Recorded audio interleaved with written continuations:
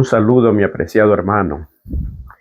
Estamos para el resumen de la lección número 12. Una lección más y hemos terminado este trimestre y se ha terminado el año. Los tiempos están volando ahora y eso pues también nos dice que la venida del Señor está cerca, y eso es lo que tú y yo anhelamos, y para eso nos preparamos cada día.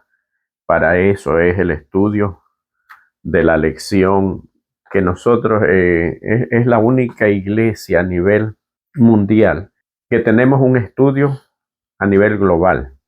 El mismo estudio que se hace aquí, se hace en Europa, se hace en parte de Asia donde se pueda, donde ha podido llegar el mensaje, en el continente africano igual manera, en América del Norte, Central, Sur, en todo el planeta. Somos una iglesia organizada, el pueblo de Dios, y eso nos debe hacer sentir orgullosos.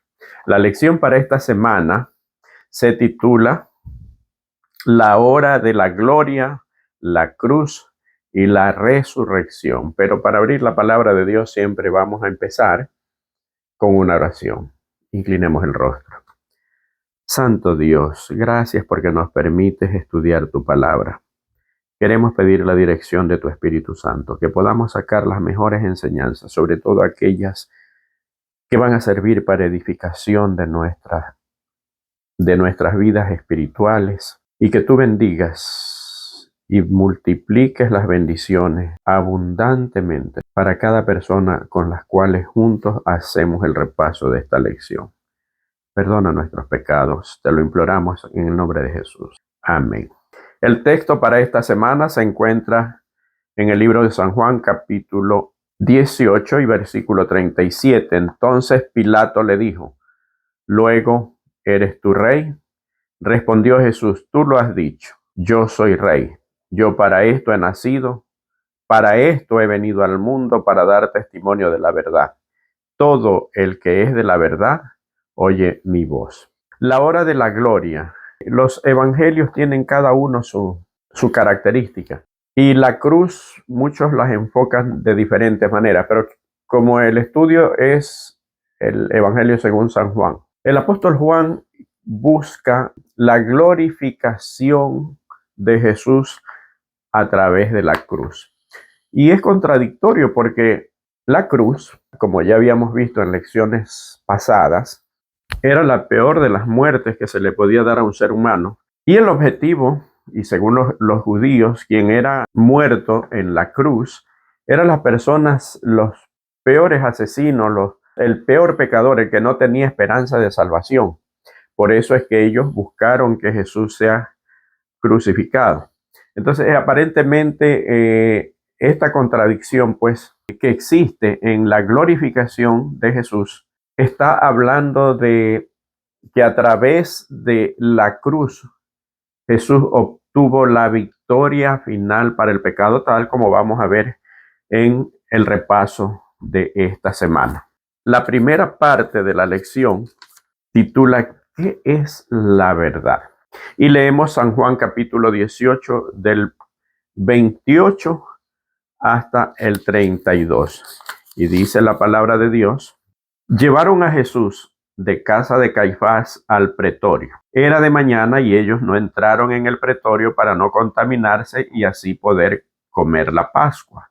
Entonces salió Pilato a ellos y les dijo: «¿Qué acusación traéis contra este hombre?». Respondieron y le dijeron: «Si este no fuera malhechor, no te lo habríamos entregado». Entonces les dijo Pilato: «Tomadle vosotros y juzgadle según vuestra ley».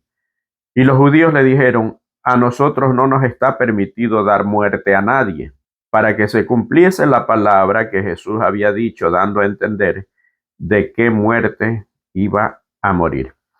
Aquí hay varias cosas. La primera, como ya habíamos analizado en lecciones anteriores, los judíos no quieren entrar en el pretorio, los líderes religiosos, porque se iba a celebrar la Pascua y ellos no querían contaminarse. Y ya habíamos hablado lo paradójico de esta situación. Mientras estaban rechazando al autor de la Pascua, aquel que simbolizaba aquel cordero, la primera vez que se celebró en la Pascua cuando el pueblo de Israel fue sacado de Egipto, aquel cordero que fue sacrificado y cuya sangre fue puesto en los dinteles de la puerta para que el exterminador no tocara al pueblo de Israel. Ese cordero simbolizaba al verdadero autor de la Pascua, que era Jesús y su sacrificio.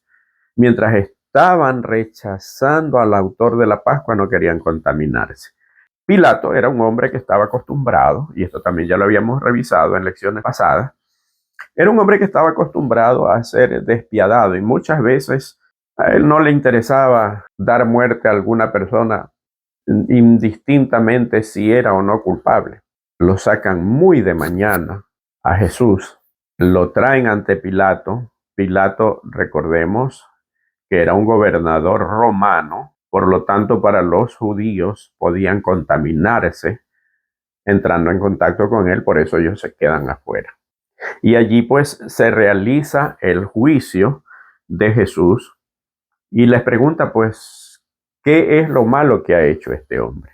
Para haberlo sacado casi de madrugada a Pilato para juzgar a Jesús, él sabía que era alguien a quien querían matar. Pero cuando lo ve, dice Ellen White que nunca Pilato se había encontrado con alguien que tenía la serenidad, que no era como los demás reos que habían traído o que le habían traído para juzgar. Ahora, la Biblia dice de que los judíos dicen, a nosotros no se nos permite dar muerte. Mas hay una cosa que aclarar. Es verdad que a ellos no se les permitía dar muerte porque en realidad era un pueblo que estaba al servicio de los romanos. Los romanos los habían conquistado. En realidad no los habían conquistado los romanos, sino habían ido generación tras generación. Recordemos que los primeros fue Babilonia, fueron esclavos de Babilonia, después se vienen sucediendo los reinos y por ende pues empieza, su servicio se traslada de un reino a otro y terminan sirviendo a los romanos.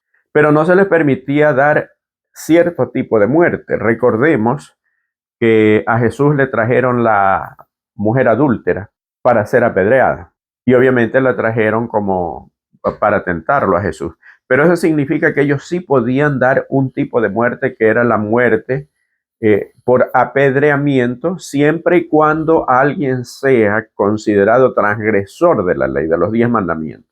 ¿Por qué entonces no apedrearon a Jesús? Y por qué la Biblia dice en el versículo 32, para que se cumpliese la palabra que Jesús había dicho, dando a entender de qué muerte iba a morir.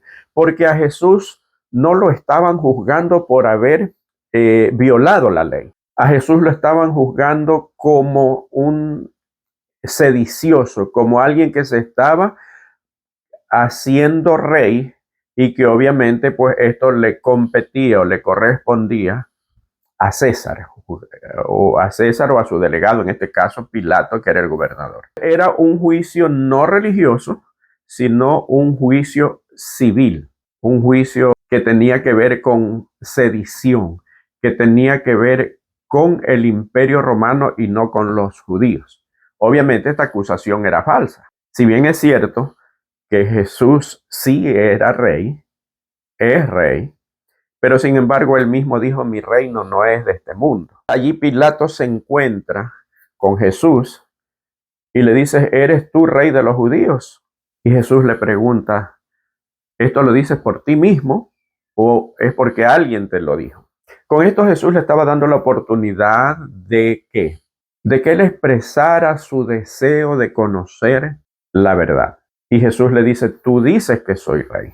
Claro, previamente Pilato le había dicho, ¿soy yo acaso judío? Son los tuyos los que te han traído ante mí. Entonces Jesús le dice, tú dices que yo soy rey y para eso he venido. Pero mi reino no es de este mundo. He venido aquí para dar testimonio de la verdad. Y aquí está la gran pregunta. Pilato le dice, ¿qué es la verdad? Pero no espera la respuesta. Aquí hay varias contradicciones. Tiene el encuentro con el autor de la verdad. Jesús dijo, yo soy el camino, la verdad y la vida. Y en la oración de San Juan 17 que habíamos visto la semana pasada, Jesús dice, santifícalos en tu verdad, tu palabra es verdad. Allí estaba el autor de la palabra, estaba el hombre hecho palabra o el Dios hecho palabra, el verbo hecho carne, como dice el mismo libro de Juan. Estaba aquel que es verdad, aquel que había venido a mostrar la verdad que había sido echada por tierra durante 4000 años hasta entonces por Satanás. Ahora 6000. Estaba el autor de la verdad frente a Pilato, pero él no espera la respuesta. ¿Cuántas veces nosotros nos encontramos frente a la verdad? Y la verdad es Cristo. Cristo revelando no solamente la verdad, sino a Dios que también es verdad, al Padre como él dijo. ¿Y cuántas veces nosotros rechazamos la verdad porque no le damos la importancia al igual que Pilato? Y cuando Jesús le pregunta, ¿eso lo dices por ti mismo o porque alguien más te lo dijo? A Pilato le molesta que en lugar de ser él quien interrogue a Jesús, se convierta el interrogado. Pero está queriendo Jesús hacerlo y llevarlo a reflexionar acerca de su vida. Y cuando le dice mi reino no es de este mundo, le está invitando a Pilato a que no se conformara con un puesto en un reino que no le pertenecía, porque Pilato no era rey, el rey era César, pero Jesús lo está invitando a ser parte de un reino eterno. Y Pilato, conformándose con ser servidor de un rey terrenal, le dice, ¿acaso yo soy judío? Los tuyos son los que te han traído. Y cuando Jesús le dice que Él es la verdad, que está dando testimonio de la verdad, pregunta qué es la verdad, pero no espera la respuesta. Está tratando de salvar a Jesús, cuando era Jesús quien estaba tratando de salvarlo a él, y no aceptó esa salvación. Suceden varios acontecimientos. Si buscamos, y aquí está la siguiente parte, en el capítulo 18, los versículos del 38 en adelante, está la historia acerca, miren lo que dice aquí. Le dijo Pilato, ¿qué es la verdad? Y cuando hubo dicho esto, salió otra vez a los judíos y les dijo, yo no hallo en él ningún delito. Y lo que voy a leer ahora es la parte quizás más triste de la entrevista, por decirlo de alguna manera, que tiene Jesús con Pilato. Dice el versículo 39, pero vosotros tenéis la costumbre de que os suelte a uno en la Pascua. ¿Queréis que os suelte al rey de los judíos? Entonces todos dieron voces de nuevo diciendo, no a él, sino a Barrabás. Y Barrabás era el ladrón. Así que entonces tomó Pilato a Jesús y le azotó. Y los soldados entretejieron una corona de espinas y la pusieron sobre su cabeza y le vistieron con un manto de púrpura. Y le decían, salve, rey de los judíos. Y le daban de bofetada. Entonces Pilato salió otra vez y les dijo, mirad, os lo traigo afuera para que entendáis que ningún delito hallo en él. Y salió Jesús llevando la corona de espinas y el manto de púrpura, y Pilato les dijo, he aquí el hombre. ¿Y cuáles son las contradicciones? Pilato quería salvar a Jesús, porque su esposa le había mandado a decir que había tenido sueños con Jesús, que había recibido revelaciones, la esposa de Pilato.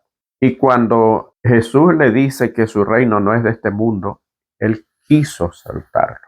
Pero la contradicción de Pilato es que si Jesús era inocente, ¿por qué lo azotó?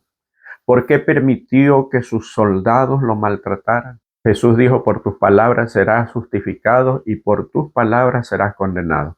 Y a Pilato le pasó. ¿Por qué?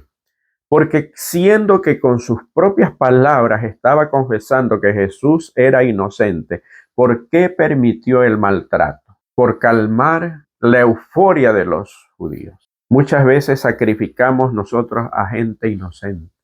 ¿Cuántas veces? Y esta es la trampa de Satanás. Siempre detrás de esto está Satanás, que es el autor de la mentira, el autor de la calumnia. Si tú te sientes calumniado, pues mira, a Jesús, y con Jesús ya lo hicieron hace aproximadamente 2000 años atrás. Si sientes que se te está juzgando injustamente, pues con Jesús lo hicieron. Porque a veces la gente que no tiene la valentía permite que las personas inocentes sean vituperadas. Y Pilato, con la autoridad que él dijo tener, porque le dice a Jesús, yo tengo poder para crucificarte o para soltarte. Y Jesús le dice, ningún poder tuviera sobre mí si no te hubiera sido dado desde arriba. Por tanto, el que me ha entregado a ti, mayor pecado tiene. A veces queremos estar en el medio, ¿verdad? Para que no se ofendan ni un lado ni el otro, ni los que tienen la razón, ni los que no la tienen, ni la parte inocente, ni la parte calumniadora. Pero miren lo que pasó con Pilato por estar en el medio. Él pensó en mantener su estatus, su puesto, porque viendo la debilidad que tenía este hombre, los judíos le dijeron, si a este sueltas, no eres amigo de César. Pilato pensaba que como él consideraba inocente a Jesús, los judíos también lo estaban considerando de la misma manera. Y viendo la diferencia entre un ladrón como Barrabás y un inocente como Jesús, sus conciencias iban a ser movidas e iban a decir, está bien, suéltanos a Jesús. Cuando el hombre es entregado al dominio del enemigo, es capaz de cualquier cosa. Y lo que viene aquí en la siguiente parte, he aquí el hombre. El versículo 19:4. Entonces Pilato salió otra vez y les dijo, mirad, os lo traigo afuera para que entendáis que ningún delito hallo en él. ¿Cómo se puede maltratar a un hombre que no tiene ningún delito?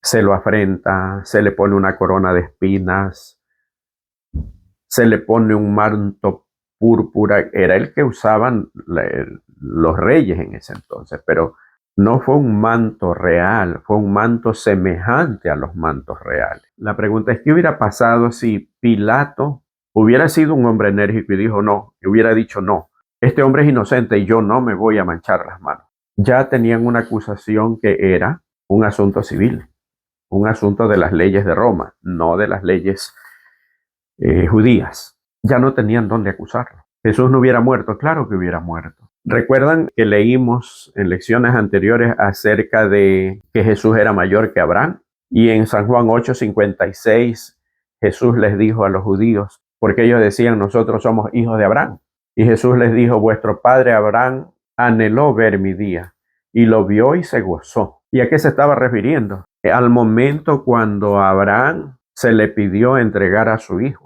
que es exactamente lo mismo que sucede con Dios cuando Él entrega a su hijo. Entonces fue un simbolismo. Pero ¿qué hubiera pasado si Pilato hubiera tenido la firmeza que él decía tener y no hubiera condenado a Jesús? Jesús hubiera muerto de todas formas. Pero la diferencia está en que la muerte de Jesús hubiera sido de la misma manera como iba a morir Isaac. Abraham no forzó a Isaac, no lo obligó para que se ponga allí.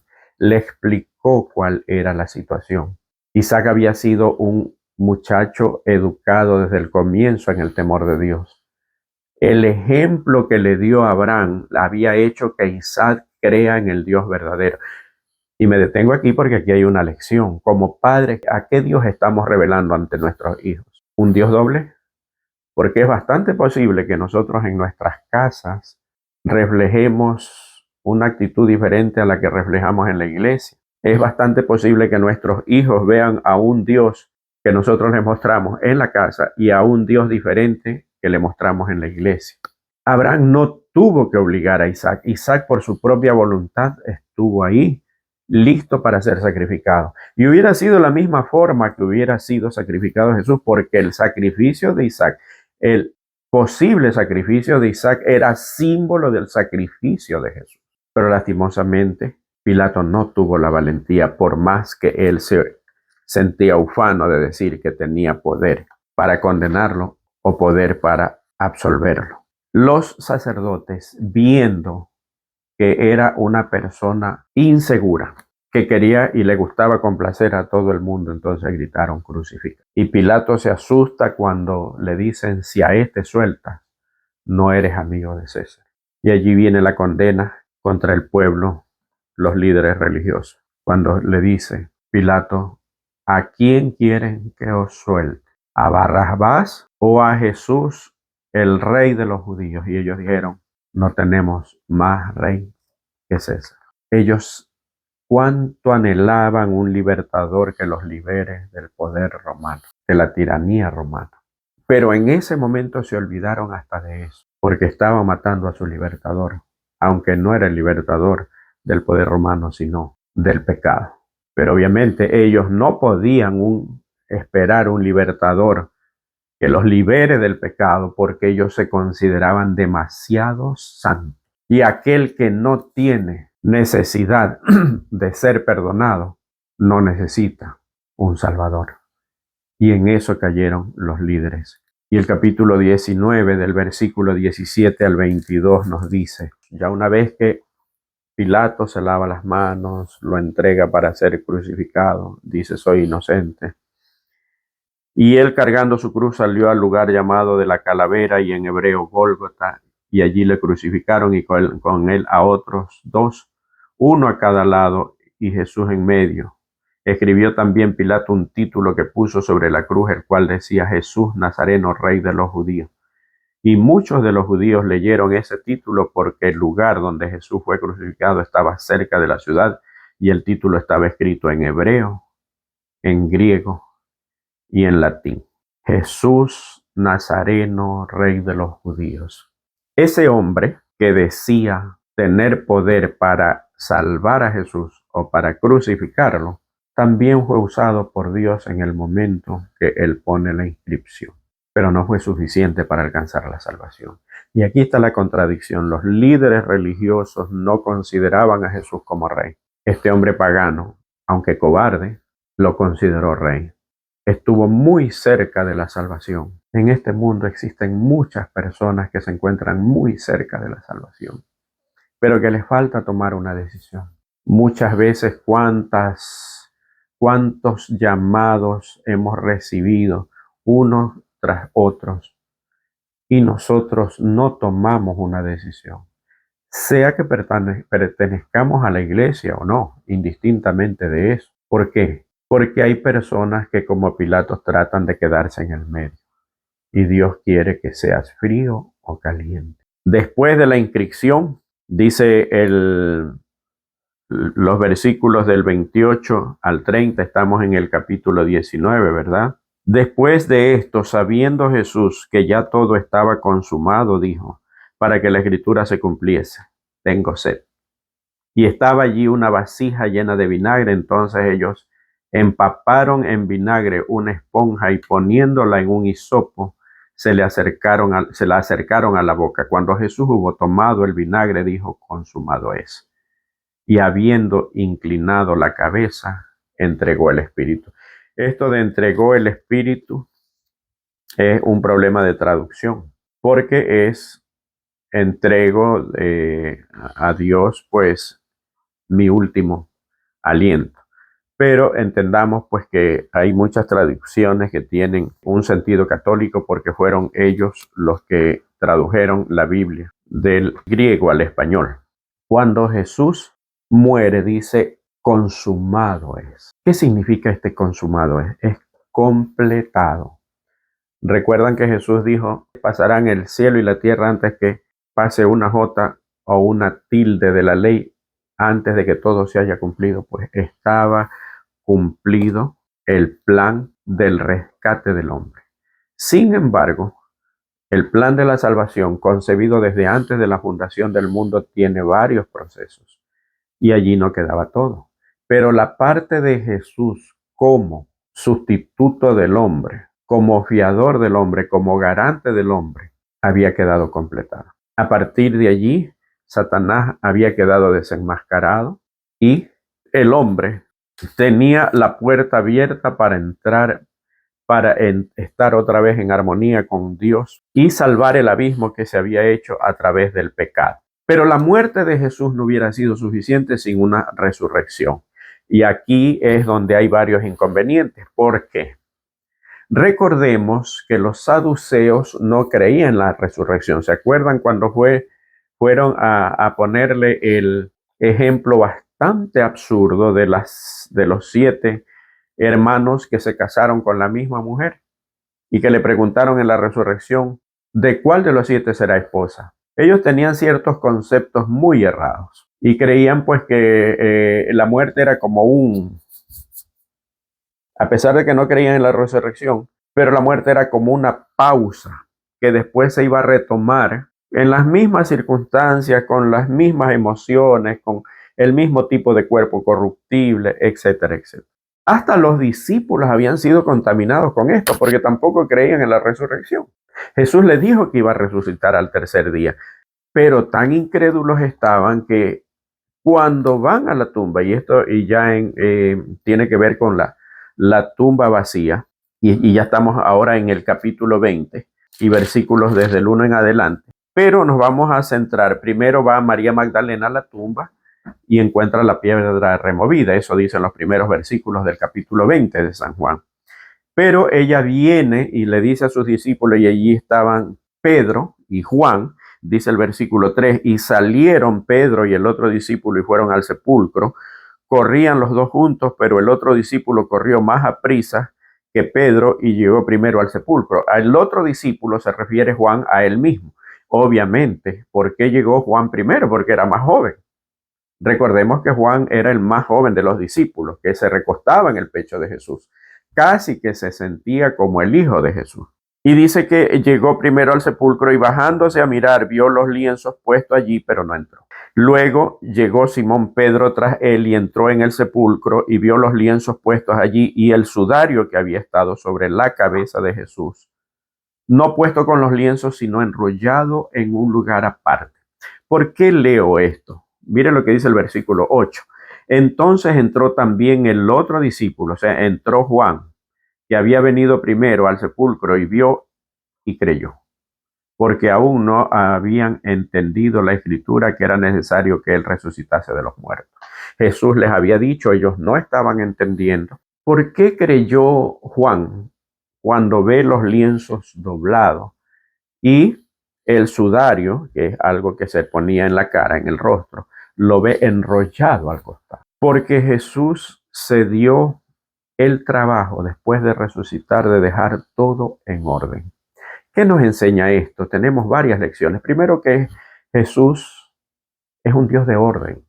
A veces se presenta a Dios, se presenta al Padre, se presenta al Hijo, al Espíritu Santo, se presenta a la deidad como algo improvisado, como sin capacidad, como desordenado, que tiene tanto desorden que hace una partecita para este pueblo, otra partecita para allá, y empieza a jugar con el ser humano. Y es contradictorio, porque la misma Biblia dice que Jesucristo es el mismo ayer, hoy, por los siglos, que no hace acepción de personas, pero sin embargo, a pesar de eso, se saca teología de allí. Bueno, si a eso le podemos llamar teología, y no estoy criticando a nadie. Pero, ¿qué más nos enseña? Primero, que Dios es un Dios de orden. Segundo, los líderes religiosos dijeron que los discípulos habían robado el cuerpo de Jesús, o que alguien trató de robar. Es imposible que cuando alguien va a robar, sea un cuerpo o sea algo de valor, con que haya sido sepultado un cuerpo, pues se dé el trabajo de doblar algo allí. Esto contradice la teoría de que los líderes religiosos le piden a Pilato que ponga una guardia allí. ¿Para qué? Para evitar que los discípulos roben el cadáver y decir que había resucitado. Por otro lado, Juan cree al ver los lienzos doblados porque conocía de cerca a Jesús. Él creyó que era verdad que Jesús había resucitado cuando vio aquello.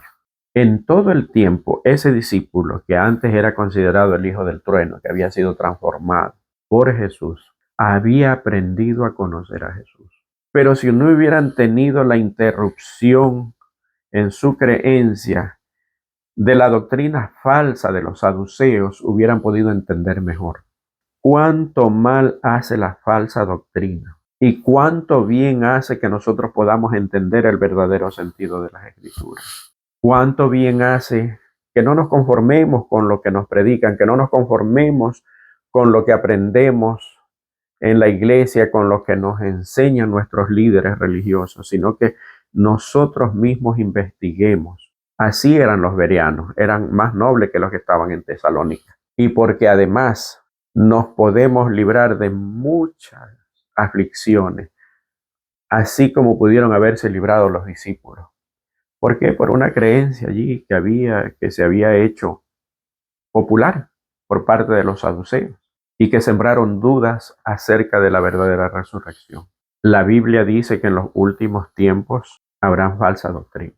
El espíritu de profecía habla acerca de la falsa doctrina. Habla acerca de hombres brillantes que se apartarán y que apostatarán. Y dentro de la iglesia, en los actuales momentos, hay un sinnúmero de corrientes acerca de las creencias fundamentales, pero no solamente eso. El enemigo está tratando de evitar que se cumplan las últimas señales dentro de la iglesia, de los cuales nadie habla.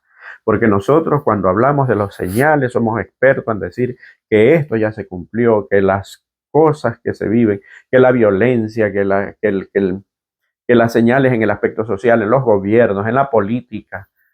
Somos expertos, pero nunca hablamos de lo que debe suceder dentro de la iglesia.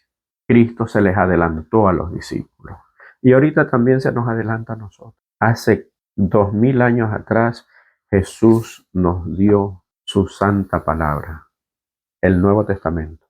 Pero ya desde hace más de 4000 años también nos dio todas las escrituras. Nosotros tenemos una luz que no tuvieron en los tiempos de Jesús, porque tuvieron solo el Antiguo Testamento. Nosotros ahora tenemos el Antiguo y el Nuevo Testamento. ¿Cómo estamos escudriñando la Biblia? ¿Estamos creyendo en ese Cristo resucitado? Y finalmente la parte de María. María y Jesús. María estaba triste porque no había encontrado el cuerpo de Jesús. Creía que se lo habían robado, creía que era el hortelano que se lo había llevado a otro lado. Y estaba hablando con Jesús. ¿Cuántas veces nosotros, por el pesar que sentimos, porque las lágrimas bañan nuestros ojos y nuestros rostros, no nos damos cuenta que Jesús está justo al lado nuestro? Tu problema es bastante difícil. ¿Crees que eres la única persona que estás pasando por una situación difícil? Pues ahí está Jesús. Seca tus ojos. Jesús quiere enjugar tus lágrimas para que puedas darte cuenta que Él está cerca de ti. Ese es el Jesús que dio su vida. Y si dio su vida por ti, ¿qué es lo que no te dará? No te desesperes. Si crees que tienes un problema muy grande, la solución la tienes muy cerca, porque Jesús siempre va a estar cerca de ti. Lo demostró con María y lo demuestra con todos los hechos. Y no mira nomás hacia atrás cuántos milagros ha hecho Jesús en tu vida. Que Dios te bendiga, mi querido hermano. Nos queda una lección más y recuerda, estamos por terminar un año y sería bueno hacer planes mejores y ponerlos en las manos de Dios, en las manos de Jesús, para que los prospere durante el próximo año. Que Dios te bendiga. No olvides darle me gusta o darle like y suscribirte al canal si no lo has hecho, para que puedas recibir una notificación en el momento que subimos otro video.